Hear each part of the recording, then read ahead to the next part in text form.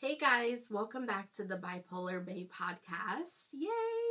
We're finally back in the studio. I am so excited. Hold on just a second.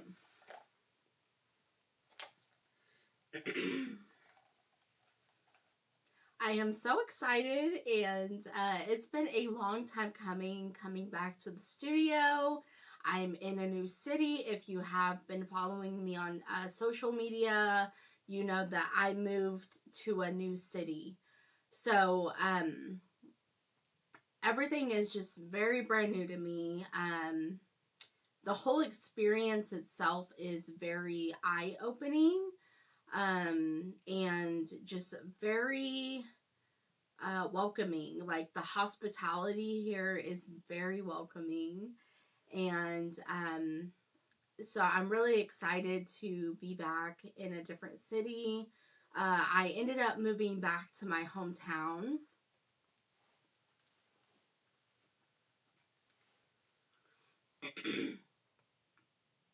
I ended up moving back to my hometown, I want to say maybe 2 months ago, and it was bittersweet to leave.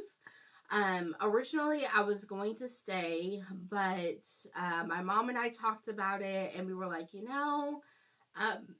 it might be better for me to move somewhere else.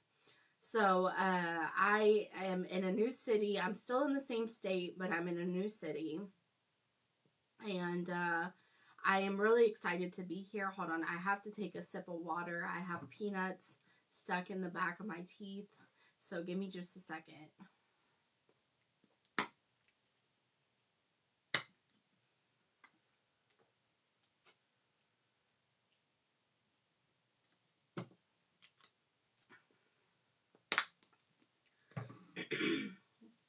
I'm really happy to be here. And the last time that I tried to record an episode, there was some difficulties with the programming that was being used for the episode. So, right now I'm going to do this method and see how it works. And if it's successful, then this is what I'll be doing going forward. I am back in transitional housing. I have been through sobriety and transitional housing for several years now, and my goal is to still get my own place, within this next year. I'm not going to put a time limit on it because I feel like the place that I'm at right now is very stable, and it's very beneficial for me and my sobriety family and everything like that. So to be able to have stable housing after being homeless for pretty much a month or 2 months, or for a long period of time, is very, very, I'm very thankful. And so yeah, I have that, and it's been a long time coming. Some of the places I've been have been really toxic, and just very not good places to be. So the fact that I have found, a new place of residency that is about their stuff, and is very stable, very welcoming, and don't tolerate any BS, is very it's like a breath of fresh air. It's like a breath of fresh air. And so, like, for instance, there was a house that I went to in Oklahoma, where the plumbing didn't work. And, I'm not going to badmouth the house because I am very fortunate for having a place to stay at the time. But I think the relationship between me and that program manager has been severed. I didn't like the fact that she would openly gossip about me to the other program manager at the house meetings. and like kind of single me out and make me feel inferior because of who I am and what I'm about. And she had made like this comment about, oh, Courtney, you should shave off your hair to save money on hygiene products. I had to shave off like she said, I had to shave off my hair, when I was in prison. And, that mentality saved me a lot of money on hygiene products. But I'm like, my hair it's not in the greatest condition. It's very matted in the back, but it's a statement of confidentiality. Not confidentiality medical wise, but confidentiality like you're confident. It's a statement of confidence for me. And, if I ever were in a position where I had to shave my head for a medical reason, of course I'll do that. Or to give hair away. Sometimes I'll do that. I'll shave my head and I'll give hair away when I'm healthy, at the healthiest state of my life. I did that. But I'm not healthy. There's a lot of things going on with my hair that I don't want anybody else to have my hair because it's not in the best condition. But like the program manager there, she was like, yeah, if you shave your head, you'll save money on hygiene products. And she was basically making a sick joke out of it at the house meeting in front of everybody. And it made me uncomfortable. And, she's made several other statements like that, that has made me uncomfortable. And the fact that the residents there does not have a proper working plumbing system to where you can use toilet paper in the toilet. And, she got mad one year because we were throwing away our waste products in the garbage outside in like bags. And I was like, well, if we can't throw the tissue in the toilet and flush the toilet with the tissue in it, then what are we supposed to do? We can't just leave the toilet paper in the waste bucket in the bathrooms with like feces and urine and stuff on it. That's going to attract bugs, mice, roaches, everything like that. So we can't do that. So like what I did was, like, the struggle was so real. But what I did was, every time I had to use the bathroom, I would grab like an extra Walmart or plastic bag, and I would take that to the bathroom with me. And then I would dispose of the tissue in the plastic bag, and then I would throw the plastic bag away in the garbage outside.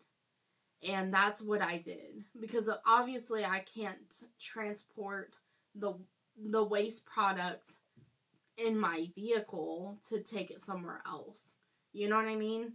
So that was the only option. And even if you put like a little small square of toilet paper in the toilet, the system backs up, and at that house, the system backs up, it floods the basement. And this last year, I had a horrible experience because I was a returning resident at that house in Oklahoma. And someone used the bathroom when I wasn't at the house.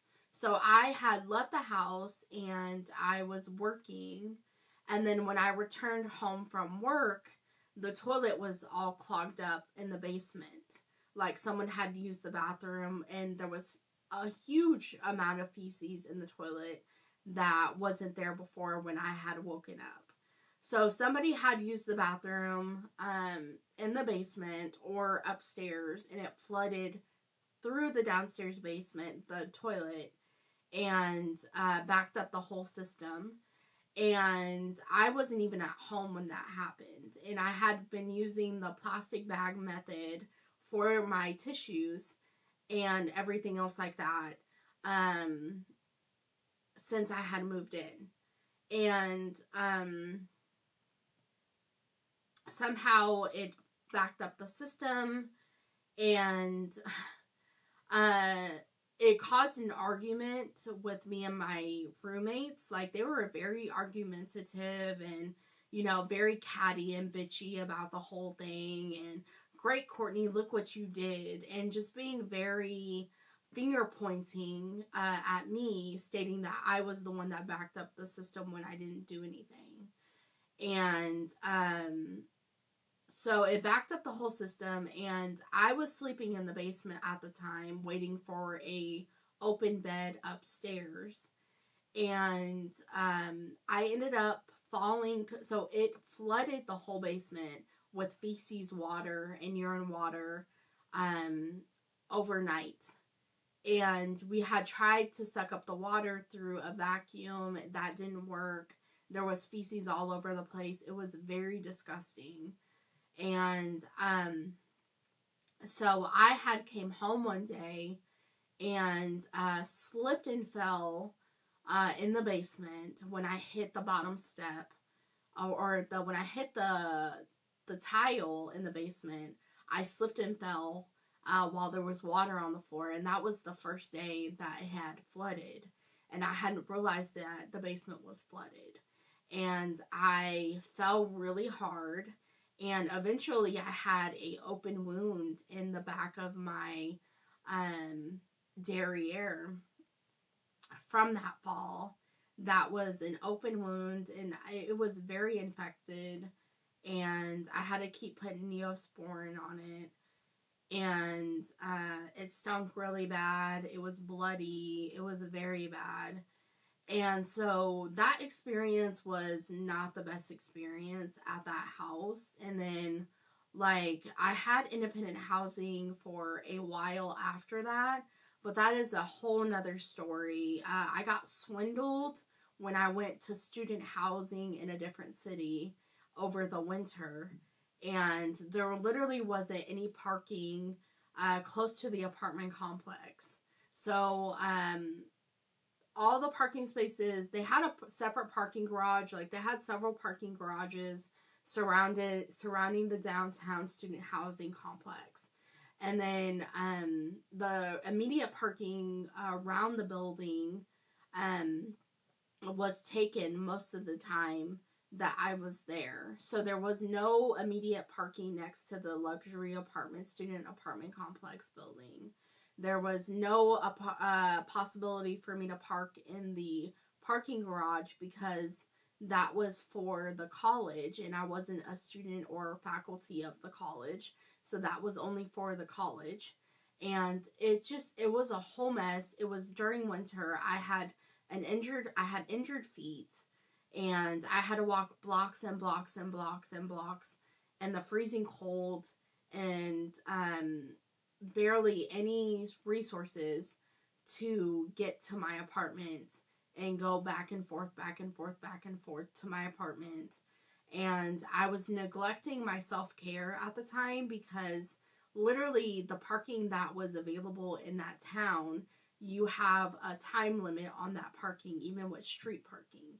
So for between the hours of 7 a.m. and like 9 or 10 p.m., it's like 5-hour parking.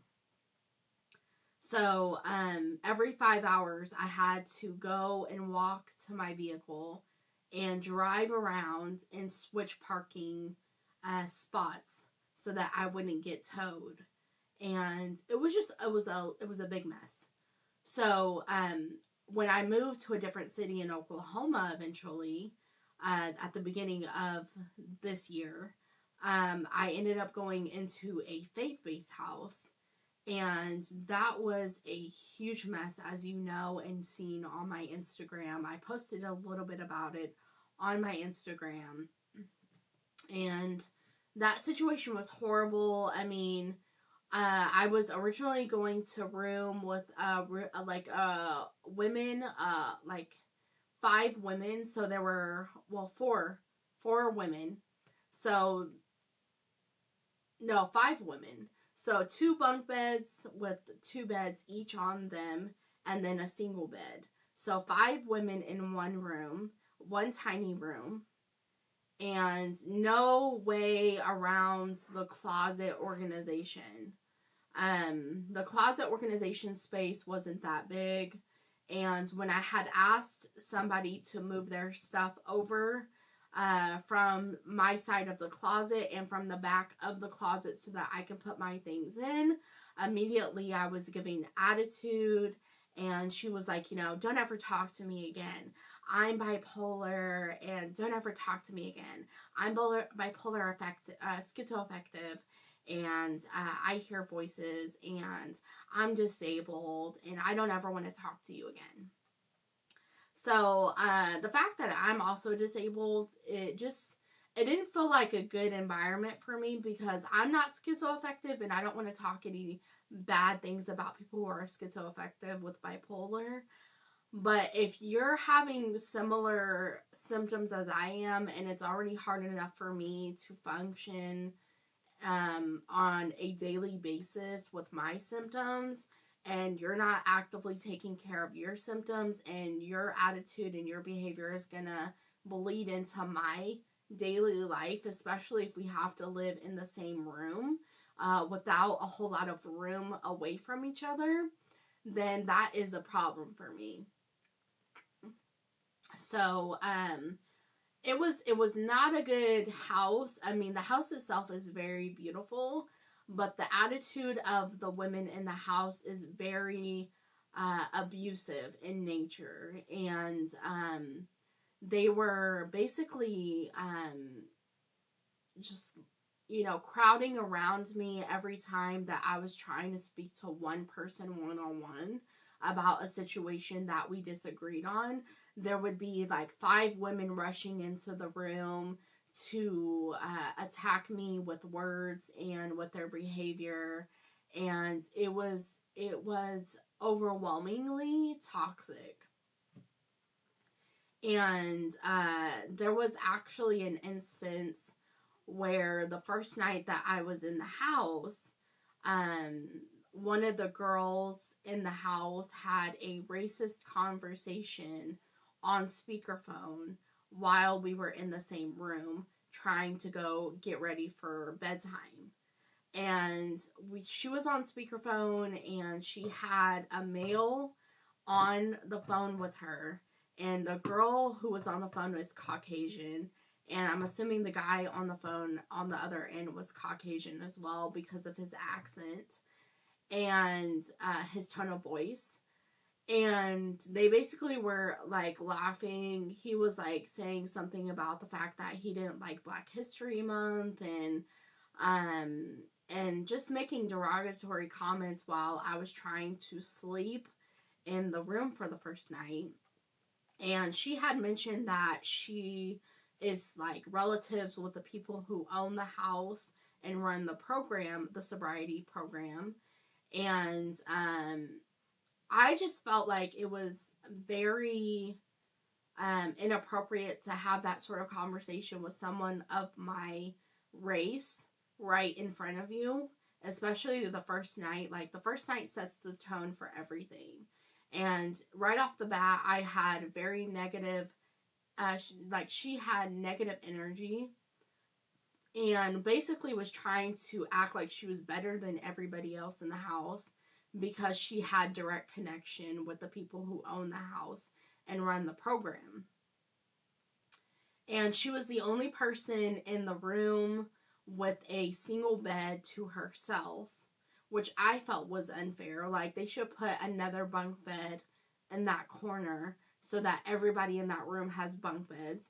I don't think it's fair to put one single bed in the room, one raised bed off the floor in the room for one person, and then the rest of the people have to sleep on the floor on a mattress on a bunk bed.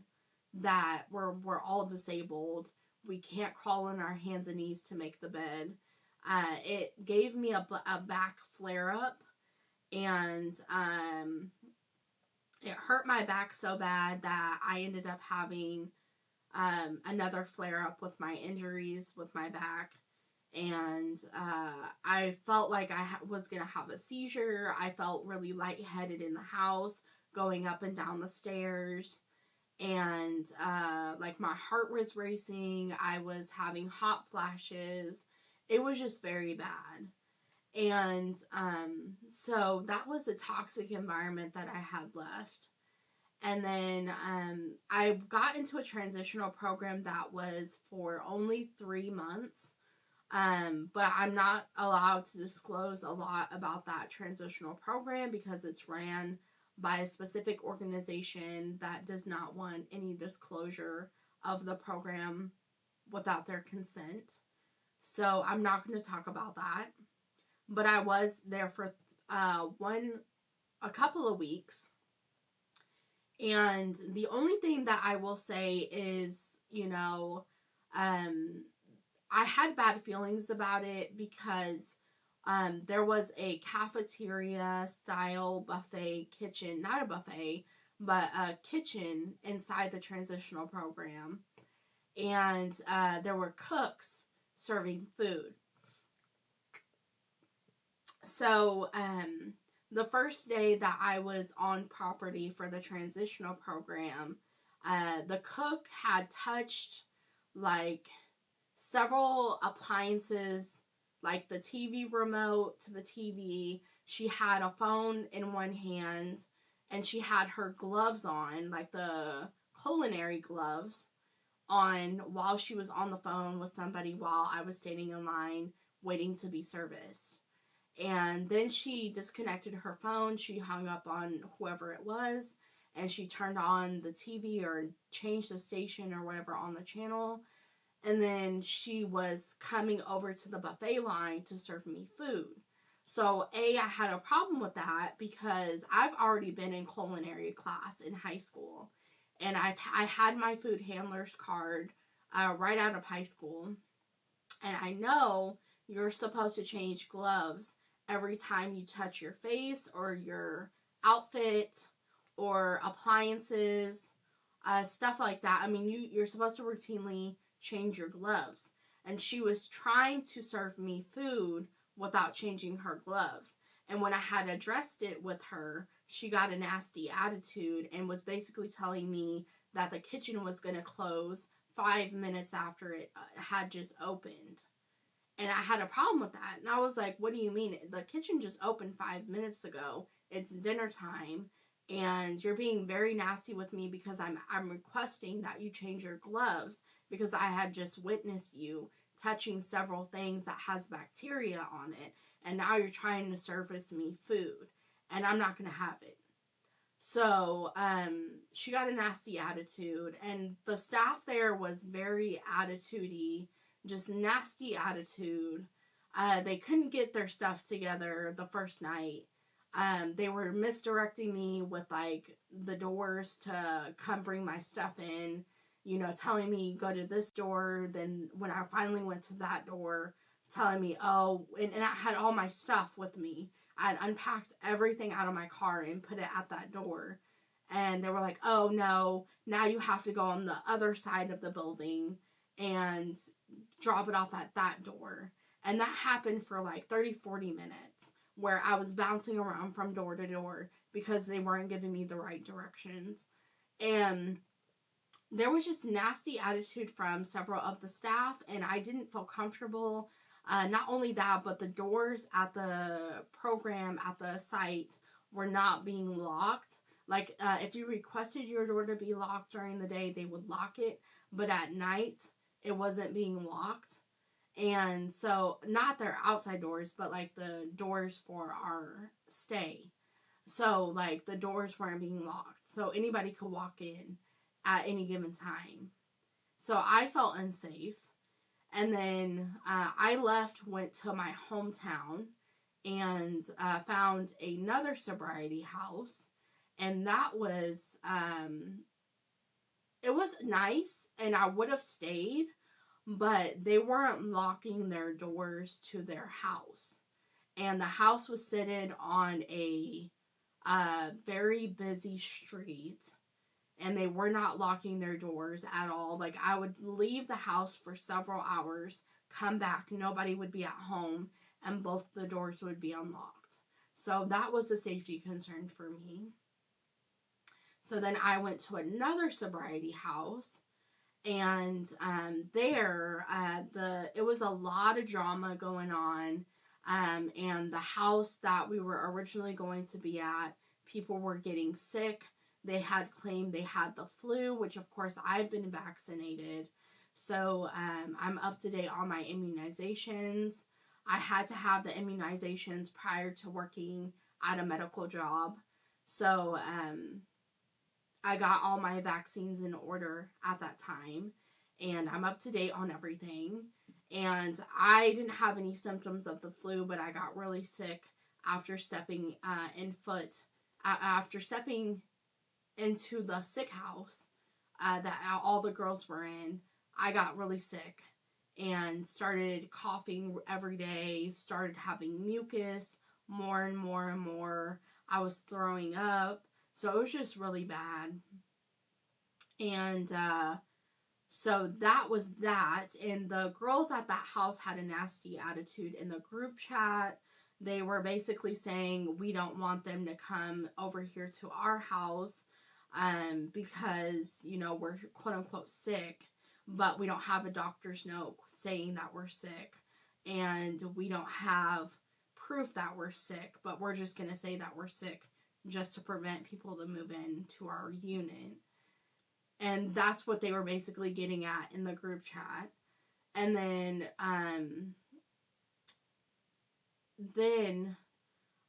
when I had moved into the unit that we were all going to be at, the program manager had stated that two people had relapsed and used meth while they were a resident inside the house, and they were allowed to stay inside the house.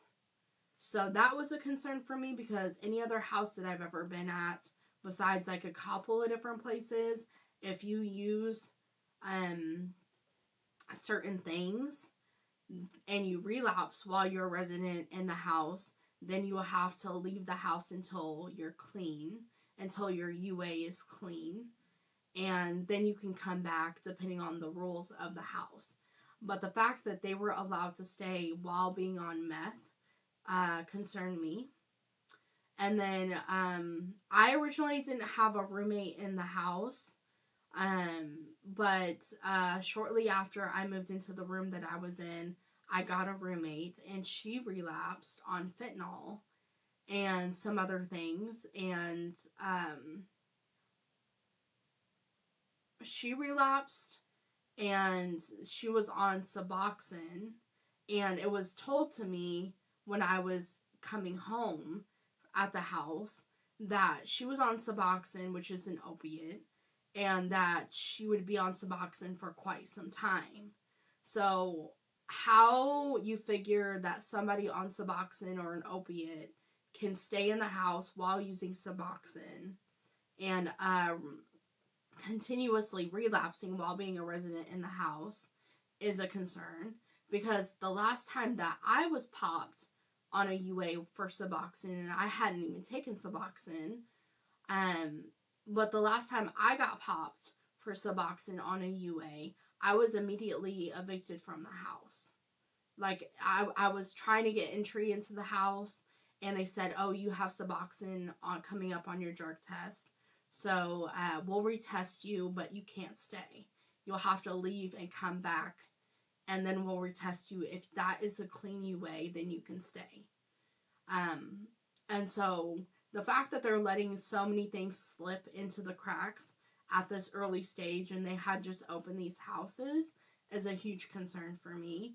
And people were like, it was a really nice townhouse. It reminded me of my own townhouse that I had in 2020. And I had been the only person on the lease on that townhouse. And it was a huge accomplishment for me. And I had trauma in that townhouse. So to be in a similar kind of style of a townhome was very challenging for me, because I still want to work towards getting something like that for myself. But that's not why it was challenging. The reason why it was challenging was because I had trauma from previous, like, friends with benefits situations or relationships or previous friendships, and I was active in my addiction at the townhouse. So it was just kind of just a um, traumatizing experience, if you will, being in a similar environment with the same style of living, and kind of the similar layouts and that kind of thing. And so I ended up leaving that house, and now I'm in a different city, and I just found the transitional house, and this is like my safe haven. This is my safe haven. I feel completely safe and comfortable in this environment, and I'm very happy. So, very happy with this. My roommates are very easygoing. We get along great. Most of the people in the house are faith-based Christians, and but it's not a requirement to be a Christian in the home. So I struggle with my faith right now. Like, I am a Christian, but I struggle with going to church because I feel like sometimes the people at church aren't doing me right with their words and their actions. And I had opened up to somebody recently at a church in Oklahoma about my addiction to nicotine and tobacco. And I told her, I was like, I need prayer because I am smoking pretty much daily nicotine tobacco for hours and hours and hours. It's blowing a hole in my budget, and it's very addictive, and it's hurting my body and my mental health. And she was like, well, if that's the only thing that you're sinning on, or not the only thing, but she was like, if that's your main sin, then that's the least thing that you have to worry about. And I was just like, what do you mean by that? And she was older lady. She looked pretty put together. She looked like a church mother. So I felt comfortable talking to her about my sin and asking for prayer because of her, like, leadership in the church and the way she carried herself. And it just took me aback when she said that, because I'm like, sin is sin. I shouldn't be smoking. I shouldn't be putting things into my body. It's a temple, so the fact that this is not, God wouldn't approve of it, so I shouldn't be putting it in my body anyways.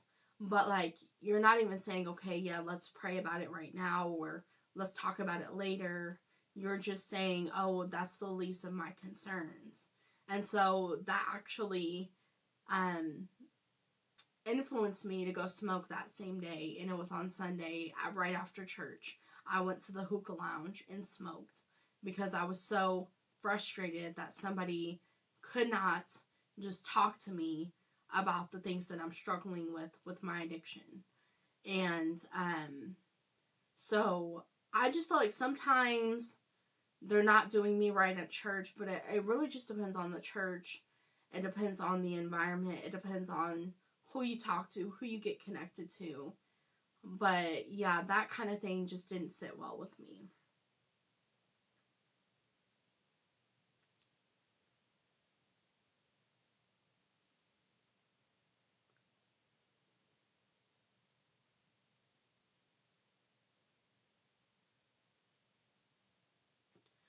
So yeah, that's pretty much everything that's been going on recently with me.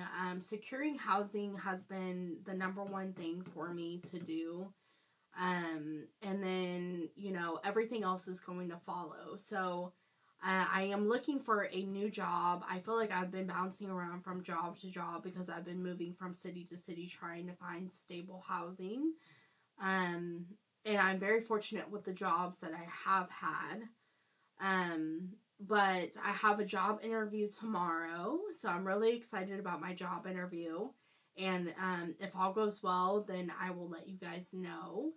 And then, let's see, I am going to start working out. I have renewed my gym membership, so I'm going to start working out. The weather is nice as well, so I can do, like, walking around trails and everything like that.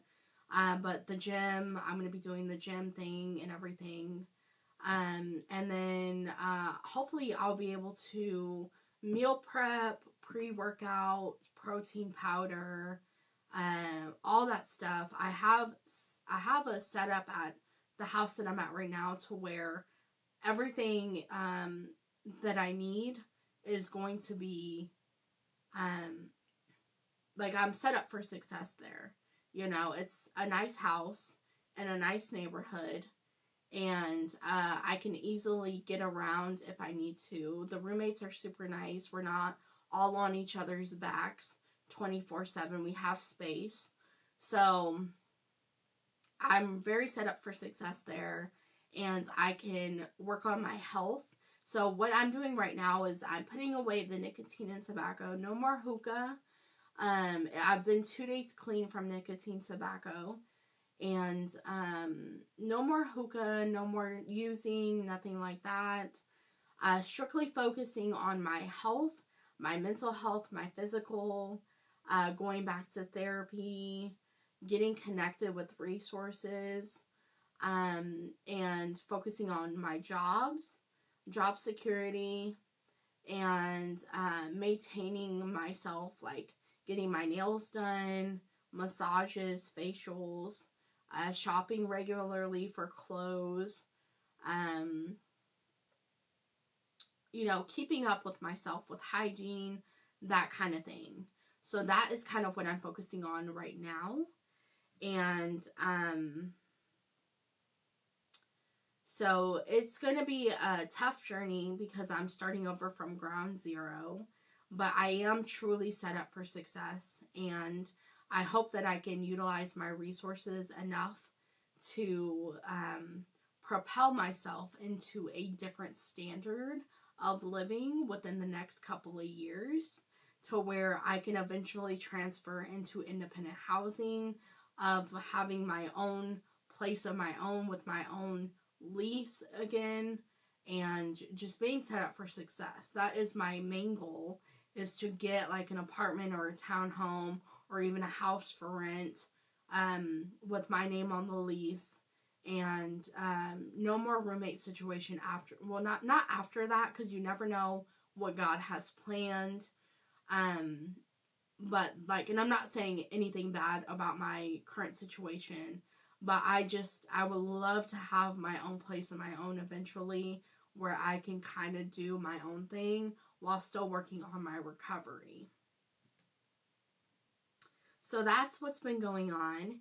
And I am still verified on Instagram. I am trying to get verification for several other platforms. And I am actively looking at your comments, your engagement on my pages. If I don't respond to you right away, I do apologize. But I am actively looking at the engagement on my pages. So if you would like to connect, you can always try to DM me on Instagram. My Instagram handle is at TheBipolarBae. And thank you so much for tuning in today. And we'll have another episode rolling out in just a few weeks. Bye.